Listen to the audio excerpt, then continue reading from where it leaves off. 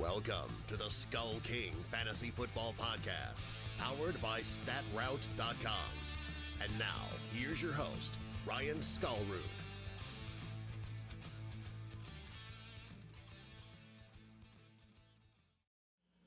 Hello and welcome to another episode of the SkullKing Fantasy Football Podcast. My name is Ryan Skullroot, and I am your host tonight. I'm doing another solo show, and what we are going to be doing is celebrating the fact that when everyone's listening to this, it will be the first official day of the NFL season. So we are going to go over a little bit of the news and notes, some of the bigger stories kind of coming out of the NFL over these last 24, 48 hours. And then we are going to go over the Green Bay and Chicago game, first game of the season. We'll take a look at kind of what to look at for in that game. And then we will call it a night. Night for me. Most of you guys will be listening to this on Thursday on game day. So we have a couple quick announcements. Again, make sure to go to either our Facebook page or Facebook group, and go to our Twitter handle. I believe we also have a post about it on Instagram about our pick'em contest that we are doing with Play BALTO. Or you can go to Play BALTO and you maybe actually be able to search SkullKing on there to find our pick'em contest. We are giving away to the winner at the end of the season a free sign-in authenticated Marcus Peters jersey. So make sure to go to some of our social media sites. I may put a quick little post about it on the website for you guys to easily find, or also put it in the post in the show notes for you guys to sign up for it. So, all right, the other thing that we're doing is we have posted our Week 1 rankings so far, at least where they're at right now. We have the ability to change them throughout the weekend as news comes in, certain players dealing with some injuries, which we will go over in just a couple minutes. As part of that, we are doing them through Fantasy Pros, and Fantasy Pros actually does an accuracy contest every year. I myself am part of that accuracy contest as part of the expert consensus on Fantasy Pros, and so I will be on there. However, our writers, we have a bunch of them that are part of the Fantasy Pros also. While they're not in the expert consensus accuracy contest, they do get a score in terms of their accuracy. So we're going to post those on SkullKing, and we are going to keep tabs of how all of us are doing comparatively, at least on staff. And where we're at, and so we're going to let you guys know exactly how accurate we are or aren't each week, and cumulatively through the season. So putting ourselves out there to see what we've got and see how we're actually helping you guys. So that is our main two announcements. Why don't we go ahead and hop into today's headlines? Today's headlines. All right. So with the headlines, obviously the first thing that I think we should touch on is to get everything taken care of. Ezekiel Elliot has officially signed a 6-year, $90 million extension. He was in practice today, being Wednesday. Locked in as the Cowboys running back through 2026. So what this did was, this is a 6-year extension that goes beyond the last 2 years of his rookie deal, which, I can't remember how much he's making this year, but it's $9 million, I believe, next year. I think it's $4 million this year and $9 million next year in the 5th year of his contract. And then it's a 6-year deal worth $15 million a year. Roughly half of it is guaranteed. So he is now, basically he's on a 8-year, $103 million contract is what Zeke has right now with his deal. So that's where he is at right now. He is now practicing. For all of you who drafted Tony Pollard, I was one of them. I think I had him in one league. He may still get some use for Week 1. What they've been saying is they're looking at getting Zeke about 20 to 25 reps in the game on Sunday against the Giants. So that could just mean 20 to 25 plays. He could get 15 to 20 carries, or 15 carries and 5 catches in that time. So it'll be interesting to see what they're looking at. Keep an eye on this. For those of you who have Tony Pollard, for those of you who drafted Zeke and backed it up with Tony Pollard later in your draft, congratulations. Now you're to the point where you don't necessarily need Tony Pollard, unless something happens to Zeke. For those of you who did not draft Tony Pollard, or who draft Tony Pollard but without having Zeke also, hold on to him for now. Just kind of sit through the weekend. Maybe you can get a trade piece from, say, a Zeke owner, a possible handcuff, see if you can get something out of him. I am actually in a Superflex league where some guy actually asked for Pollard as a possible trade piece for one of his 4 or 5 quarterbacks that he drafted in a Superflex. So I may pull the trigger on that. I don't know. So that's where we're at with Zeke. Kenyon Drake on here. According to the Miami Dolphins, they're saying that they will get Drake a lot of touches.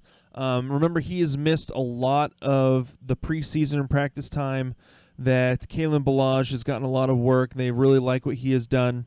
We'll see. You can get Kenny Drake a whole lot of touches, but he needs to get all that work basically in passing, because they can't block. They got rid of their best blocker in Laramie Tunsil when they traded him to the Texans. So I don't really like anything out of Miami except for maybe taking a flyer on Devontae Parker, because he's the only wide receiver left there. So that's about all I am doing with the Miami Dolphins. I avoided Drake, just the injury things, and then with all the news coming about Kalen Ballage, I think I actually took Ballage in a league, in a deeper league, because just trying to build up some depth in terms of running backs. But I am, for the most part, avoiding the Miami Dolphins. Stefon Diggs did not practice today, being Wednesday, due to a hamstring injury. Other than that, mostly positive news for the Vikings on the injury front. This is something to watch on Stefon Diggs. This kind of worries me for one league, but just because you don't want to get off to a bad start. Something to watch. Stefon Diggs has had some issues with hamstring injuries in his legs, so keep an eye on this. I'm not too worried for now. He's one of those guys that they could hold out of practice all week and he'll still play on Sunday. So, and looking at who they have, I believe they're going up against Atlanta. So it could, this could be just precautionary, because Atlanta's defensive backfield isn't the best, and so it may have some good ramifications, or may have some good matchups to exploit in terms of what Stefon Diggs can do in that offense. So Amari Cooper is back to full practice, full participant after his foot injury. DK Metcalf practiced again on Wednesday. He practiced today, so that's 2 days in a row after having a knee scope just a couple weeks ago. It is looking like he is most likely going to be ready for Week 1 in Seattle against the Bengals. The Bengals were a terrible defense last year. They were bottom of the barrel in terms of passing, rushing, yards given up, all that. So if DK is healthy, it'll be interesting to see how many shots to DK that Russell Wilson takes, how often he throws his direction to see what he can do if he is healthy. It'll definitely be interesting to see what can happen with him. So it looks like Dante Pettis practiced but was limited today with a groin injury. There's a lot of injuries on the 49ers. Jalen Hurd downgraded to week, so it doesn't look like he's going to be practicing or playing the rest of this week. Nick Foles was put on the injury report, even though they didn't practice. That's something to kind of watch out for. Again, the Jags, I'm not going with Gardner Minshew. He is the second quarterback there if Foles can't play. It looks like Foles, from what I've seen, Foles is still probably going to play.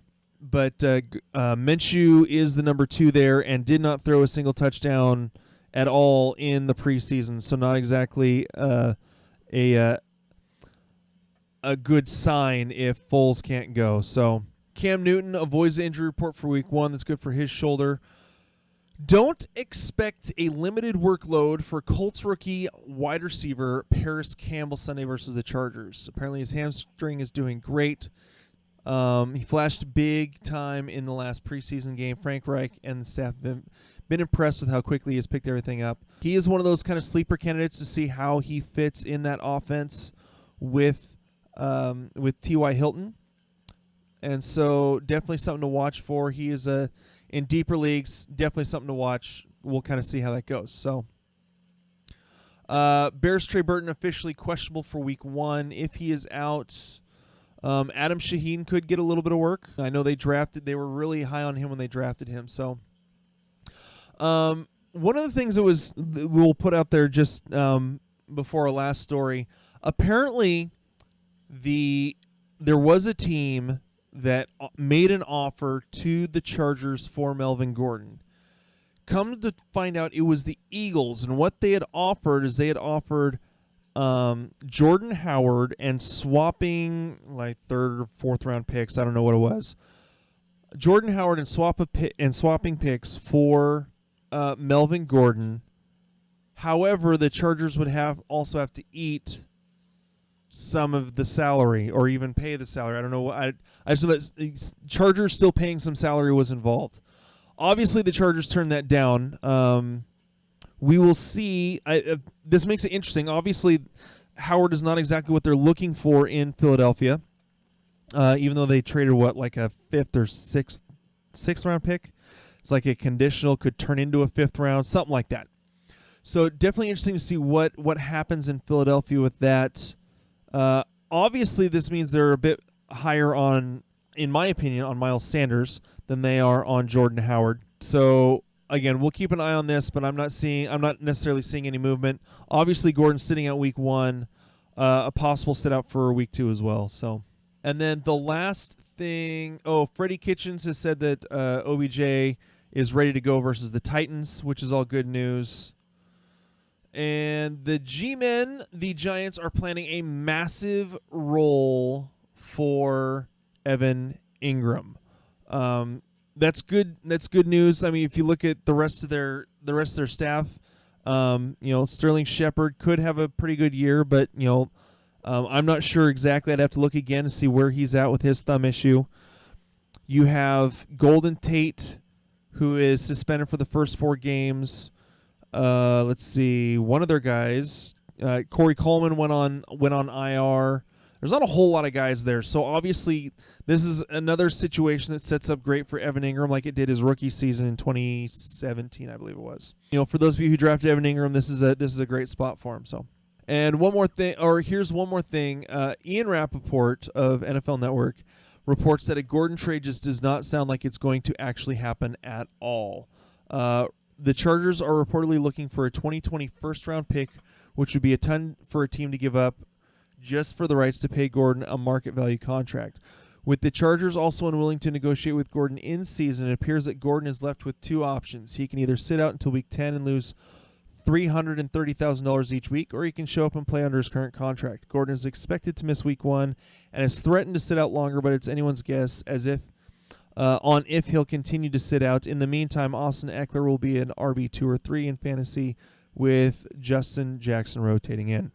Obviously, at this point, unless something different happens and there's a major injury to a running back and someone gets desperate and needs Melvin Gordon, as of right now, Melvin Gordon's not going anywhere. He's not playing. So for those of you who drafted Austin Eckler, good job. And also for those of you who have Justin Jackson, hopefully he can be usable for a little while for you as well. All right.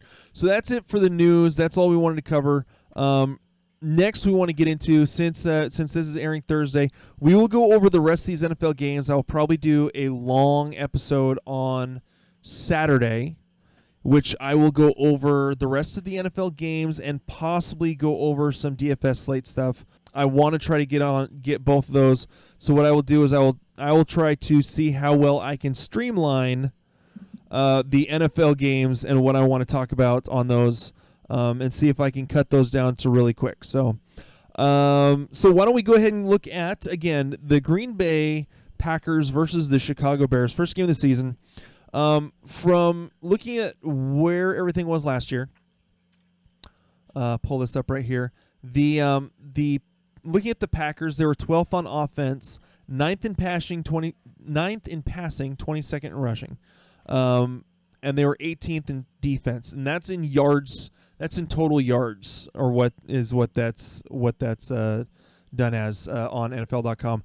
In terms of the Chicago Bears, they were 21st on offense, 21st in passing, and 11th in rushing, but they were the number 3 defense in terms of giving up yards. So you have basically a defensive team against a pretty decent offensive team. Looking at the Packers, obviously, in terms of fantasy relevance, you are going to start Aaron Rodgers. You're going to start Davante Adams. If you pick both of them up, that's what you're going to do. As far as DFS goes, I would not advise doing any DFS for just the Thursday game. If you're doing like a full slate where it's all 16 games, that's possible. But with how good the Chicago defense is, I would hold off on that. I would not necessarily go on Rodgers. I'd probably go in a different direction with a value QB who is a better matchup. So, in terms of the running back, Aaron Jones, I am not a full-on believer in Aaron Jones. You look at who the coach is for the Packers. It's Matt LaFleur, who was the coach or the offensive coordinator in Nashville for the Tennessee Titans last year when they couldn't decide if they wanted to use Hunter Henry or if they wanted to use Dion Lewis. Because of that, there was a whole lot of nothing going on in terms of the running game. It also doesn't help that Marcus Mariota had problems staying healthy, which if there was no pass threat, everyone's going to stack the box against Henry and Dion Lewis. Anyways, that being said, now that LaFleur is the offensive coordinator in Green Bay and there are multiple options to use at the running back position, I am not completely sold on Aaron Jones. He could be great. He's had stretches of being very, very good, but dealing with his injury history, I don't necessarily feel comfortable with Aaron Jones in this. If you drafted him with where you had to draft him, probably in the 3rd or 4th round probably 3rd round in a 10-team league and 12-team league, I'm going to guess. With where you drafted him, you're probably starting him anyways. He's probably going to be your 1st or 2nd running back. So I'm just not all that comfortable with Aaron Jones, especially in this first game. I prefer, in terms of the wide receivers, I prefer Geronimo Allison to Marquez Valdes-Scantling. I think that Aaron Rodgers has done a better job of throwing to a slot receiver like Randall Cobb over the last few years than he has to a second outside wide receiver. It's going to be the Davante Adams show, and then we'll see. I think that Allison is the next best option there. So, as far as the tight end goes, I am still not a believer in Jimmy Graham. I think that Jimmy Graham has lost a step. He's getting older. He's dealt with injuries. And Aaron Rodgers has never had a really productive tight end. I'm trying to remember the last tight end that Aaron Rodgers threw to that finished in the top 10. I think it was Richard Rodgers, who barely finished in the top 10 3 or 4 years ago. Before then, it was, it had been 3 years before that he had a tight end finish near the top 10 in fantasy. So, I'm not going anywhere near Jimmy Graham, and I don't think this is a good matchup for him if you're going to look at him for DFS. So, moving on to the Chicago Bears. Mitch Trubisky, possibly a value play in terms of DFS. I don't necessarily like him as a streaming option this week. If you're playing in season long, Allen Robinson, I think he's kind of in that wide receiver 3, depending on his value in DFS. I'd have to look. So yeah, that's not anywhere I am going in terms of DFS. I think he's a possible flex play this week against the Green Bay Packers. The Packers have tried to work on improving their defensive backfield. So I'm kind of staying away from Robinson. The guys that I do like in Chicago, David Montgomery and Tarik Cohen. Again, a lot of people are hesitant on David Montgomery. With where you drafted him, you're going to play him. You're going to play him for where most people had to draft him in the, say, 3rd or 4th round in a 12-team league. So David Montgomery, I think, is still the running back to own in Chicago. I think that's still going to be the case this week. Mike Davis will probably get some work. And now I know that the depth chart, the unofficial or official depth chart, whatever it is, has both Mike Davis and Tarik Cohen ahead of David Montgomery. I think that's only going to fuel David Montgomery's fire. I'm not seeing Mike Davis getting a ton of work. I think it's going to be more David Montgomery with Tarik Cohen mixing in the backfield, especially on passing downs, though that doesn't mean that they're going to take David Montgomery out on passing downs. He has the ability to catch the ball in the backfield. But I could also see Tarik Cohen getting split out and working in the slot. So, and kind of being, in a way, Matt Nagy's Tyreek Hill, like he had 2 years ago when he was the offensive coordinator in Kansas City. So I really like David Montgomery. I think that Tarik Cohen could also be very productive in this game. Trey Burton, like we said, is questionable. Adam Shaheen is a possibility. Again, they're not the Bears are not huge on the passing game. I think that it's possible that they could put up some decent numbers.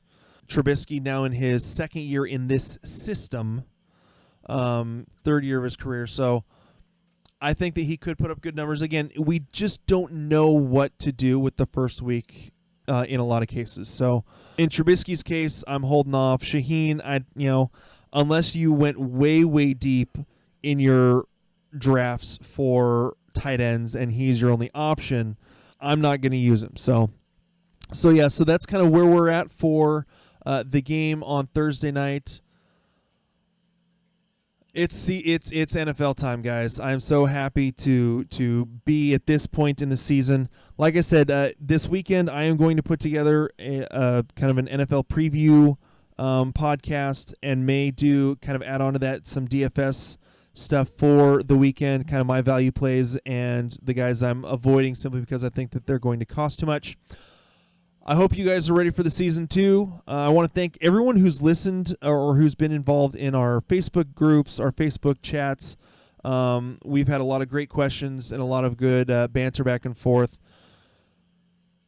It's time, guys.